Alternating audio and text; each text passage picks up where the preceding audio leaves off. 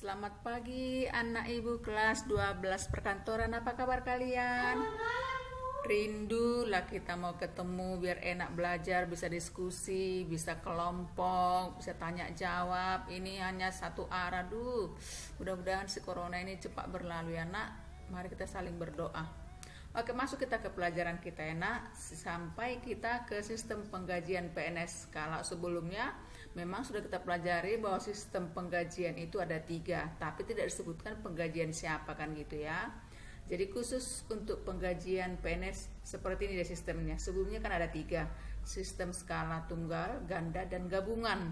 Nah sekarang ini dia sistem penggajian untuk yang PNS, pegawai negeri sipil, yang sekarang ini lebih populer disebut dengan ASN, aparatur sipil negara. Ini dia sistemnya. Jadi setiap pegawai negeri berhak memperoleh gaji yang ada dan layak ya. Ini diatur di dalam Undang-Undang Nomor 8 Tahun 74. Ini sudah beberapa mengalami perubahan, disesuaikanlah dengan perkembangan situasi sekarang. Kalau tahun 74 nilai uang mungkin seberapa lah ya tahun 74. Nah kemudian penggajian berdasarkan skala gabungan. Nah gabungan jadi bukan tunggal, tapi penggabungan antara tunggal dan ganda yang diatur di dalam peraturan pemerintah nomor 6 tahun 2000. Kemudian calon PNS artinya sudah menang tapi belum penuh, karena walaupun dia sudah menang, sudah diterima, si calon PNS itu masih harus mengikuti pelatihan atau training untuk memastikan dia 100% menjadi PNS. Jadi selama dia belum mengikuti pelatihan dan dinyatakan lulus di dalam pelatihan itu, gaji yang dia terima adalah 80% dari gaji pokok sesuai dengan ruang golongan dia pada saat pengangkatan itu. Katakanlah dia dari S1, maka golongan yang diberikan kepada dia adalah 3A.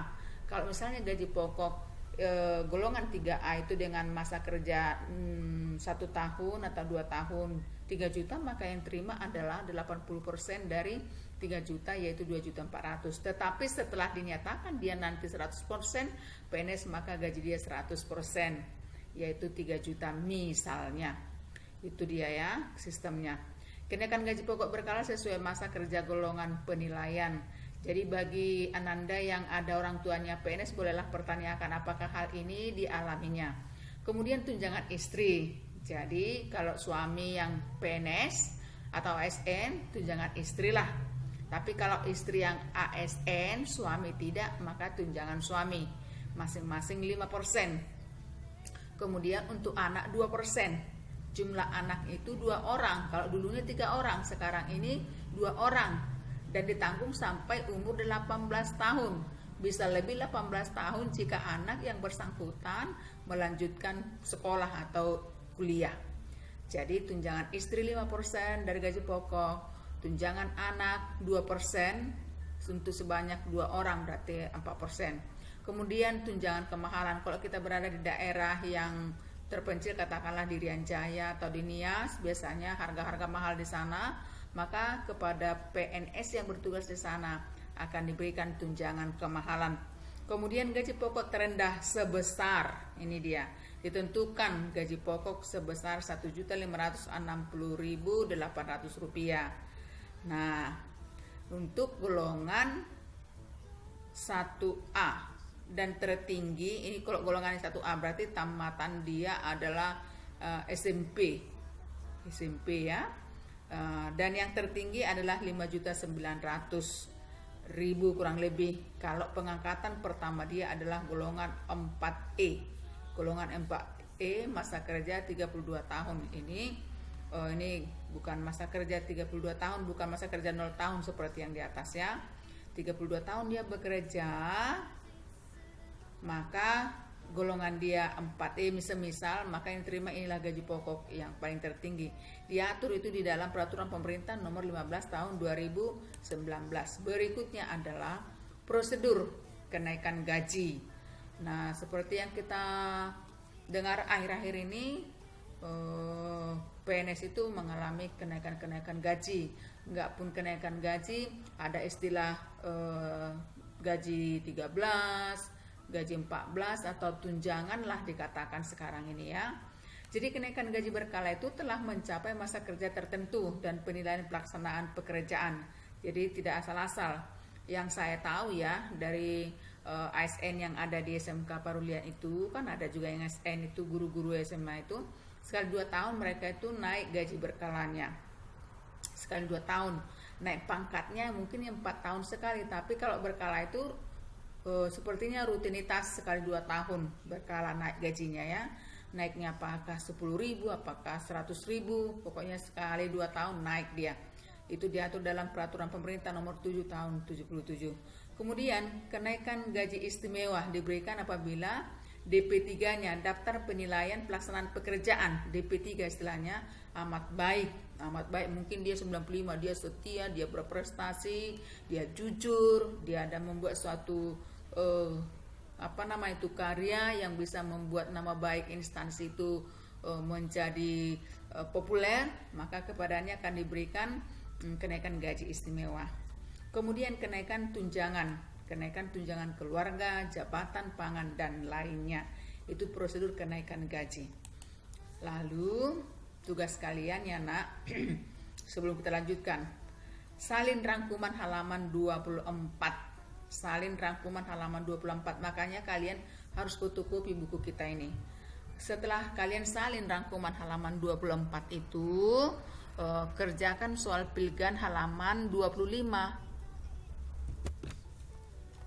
Nah, Ibu lanjut ya nak, tugas kalian itu nanti salin rangkuman halaman 24. Di dalam buku kita itu ada rangkuman, salinlah yang itu. Setelah kamu salin, kerjakanlah soal pilihan ganda di halaman 25. Nanti yang kamu kirim di GC adalah optionnya, misalnya A. Isi A itu adalah sistem penggajian PNS.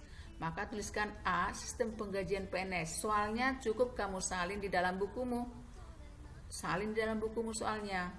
Lalu jawabannya saja yang kau kirim di GC. Soal tak perlu, tapi wajib kamu salin di buku tulis ya nak. Itu tugasmu, tugas ya. Paham maksud Ibu? Kerjakan di dalam bukumu, tulis sedemikian rupa. Kemudian buka GC, salin di sana. Nomor 1 jawabannya A, sistem ganda.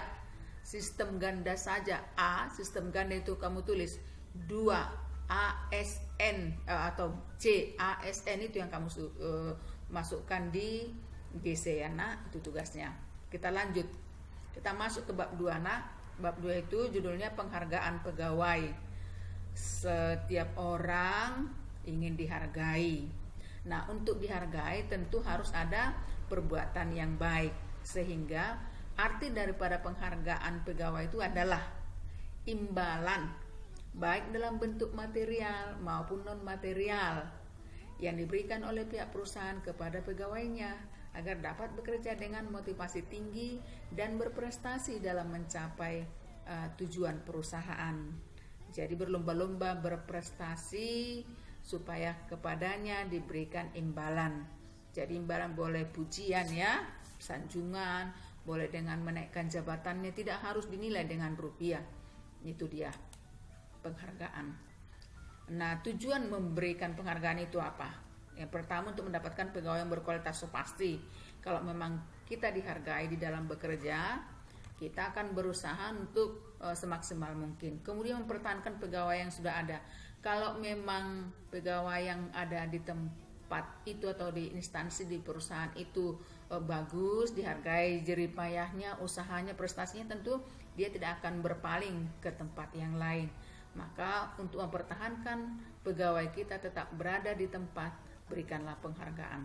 Kemudian menjamin keadilan dan perubahan sikap dan perilaku. Kalau kepada kamu diberikan sanjungan, pujian, kemudian setiap dapat ranking diberikan kamu beasiswa, tentulah kamu akan semakin menunjukkan sikap dan perilaku yang lebih baik, menjadi teladan. Itu tujuan pemberian penghargaan. Berikutnya jenis-jenis penghargaan. Ini menurut Long, namanya si Long. Tahun 1998 diterbitkan bukunya itu di halaman 8. Di sana Long mengatakan bahwa jenis penghargaan itu ada 2, ada ekstrinsik dan ada intrinsik. Ekstrinsik itu berarti dari luar diri kita. Di luar diri kita, dari luar. jenis-jenis penghargaan menurut Long ya nak. Itu bukunya terbit tahun 98 di halaman 8. Long ini mengatakan bahwa penghargaan itu ada 2 jenis. Ada ekstrinsik. Ekstrinsik itu biasanya yang datangnya dari luar diri kita. Intrinsik itu adalah dari dalam diri kita. Jadi ada penghargaan dari luar maksudnya. Apa itu? Insentif. Insentif itu tentu kita terima kan. Kalau kita menerima berarti orang lain yang ngasih kan. Nah, insentif itu tambahan yang diberikan kepada pegawai karena kepadanya diberikan suatu tugas tambahan. Katakanlah contoh dekatnya di Parulian. Kalau kalian bimbingan studi nanti atau les, saya ditugaskan untuk mengawasi kalian selama sore, maka kepada saya diberikan insentif karena saya melakukan tugas tambahan di luar jam yang sesungguhnya. Itu namanya insentif. Itu kan dikasih, maka saya terima dari luar diriku kan. Kemudian bonus ini tahulah kalian bonus ya. Kemudian gelar, medali, sertifikat. Jadi penghargaan itu tidak selamanya dalam bentuk rupiah, tapi bisa juga dalam bentuk benda seperti diberikan gelar menjadi doktor misalnya karena ada penemuan, dikasih medali emas, dikasih sertifikat, ini sudah umum. Itu juga penghargaan. Kemudian pujian, terima kasih, kau luar biasa, kamu hebat, pertahankan. Nah itu dia pujian. Kemudian promosi jabatan. Nah karena dia dianggap berprestasi, tadinya dia PKS menjadi kepala sekolah, tadinya kepala sekolah menjadi pengawas, tadinya pengawas menjadi kepala dinas. Nah itu promosi, naik jabatannya. Itu ekstrinsik. Kalau penghargaan intrinsik, kita menghargai diri kita, pencapaian prestasi, itu kan kita menikmatinya. Otonomi artinya kita diberikan kuasa untuk mengelola suatu daerah misalnya, mengelola suatu departemen atau bidang misalnya. Otonomi, hak kita yang berkuasa. Kemudian pertumbuhan pribadi itu pasti. Kalau kita diberi penghargaan, tentu pertumbuhan pribadi kita akan semakin berwibawa gitu ya. Nah inilah yang boleh Ibu sampaikan untuk hari ini. Ibu harap kalian akan tetap belajar. Bila perlu minta dari temanmu yang sudah memotokopi untuk bisa kamu kamu kerjakan soal tadi ya nak. Tetap semangat dan selamat pagi.